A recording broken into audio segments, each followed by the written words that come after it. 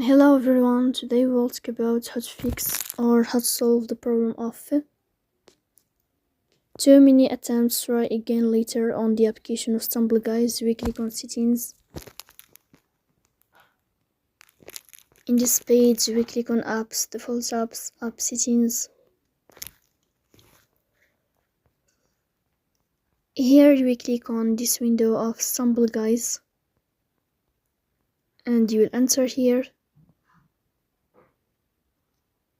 After that we click on first stop and we click OK. Then you will enter to the window of storage. Then here we click on clear cache. In the end you will turn off your Wi-Fi and you will wait a moment to turn on your Wi-Fi again to fix that problem.